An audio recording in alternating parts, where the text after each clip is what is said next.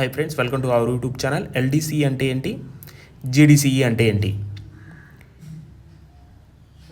LDC అంటే limited department competitive exam, GDC అంటే general departmental competitive exam.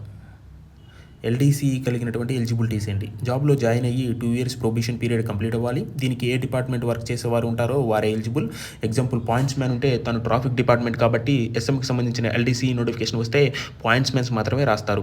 ఈ విధంగా వర్క్షాప్లో చేసేవారికి జేఈ ఎల్డీసీ వస్తుంది, దానికి వారు మాత్రమే ఎలిజిబుల్ అవుతారు. ఈ విధంగా అన్ని డిపార్ట్మెంట్లో పడతాయి. ఆ డిపార్ట్మెంట్స్ వారు మాత్రమే దీనికి ఎలిజిబుల్ అవుతారు, వారు మాత్రమే ఈ యొక్క ఎగ్జామ్స్ని రాస్తారు. ఇది చాలా ఈజీగా ఉంటుంది, కాంపిటీషన్ తక్కువగా ఉంటుంది. అదేవిధంగా జీడీసీ ఎలిజిబిలిటీస్ చూసుకున్నట్లయితే జాబ్లో జాయిన్ అయ్యి 1 day వర్క్ చేసినా చాలు. దీనికి ఎల్డీసీలా డిపార్ట్మెంట్తో సంబంధం అనేది ఉండదు. జీడీసీకి అన్ని డిపార్ట్మెంట్స్ వారు ఎలిజిబుల్ అవుతారు, వారు కూడా అందరూ కూడా ఈ యొక్క ఎగ్జామ్స్ రాయవచ్చు. దీనికి కొంచెం కాంపిటీషన్ అనేది ఎక్కువగా ఉంటుంది, దీనికి కొంచెం కాంపిటీషన్ ఎక్కువగా ఉంటుంది. అదేవిధంగా ఎవ్రీ ఇయర్ లేదా ఎప్పుడు డైరెక్ట్ రిక్రూట్మెంట్ వస్తుందో అప్పుడు ఎల్డీసీ జీడీసీ నోటిఫికేషన్స్ అనేవి వస్తాయి. కంపల్సరీగా రైల్వేలో ఏ చిన్న జాబ్ వచ్చినా సరే మీరు మాత్రం చదువుతూ ఉంటే ఈ డిపార్ట్మెంట్ ఎగ్జామ్ ద్వారా మీరు మంచి పొజిషన్లో ఉండవచ్చు. కాబట్టి గ్రూప్ డి అయినా ఏ నోటిఫికేషన్ అయినా రైల్వే నుండి వచ్చినటువంటి ఏ నోటిఫికేషన్ అయినా ఫస్ట్ మీరు ఎంటర్ కండి, రైల్వేలో ఎంటర్ కండి.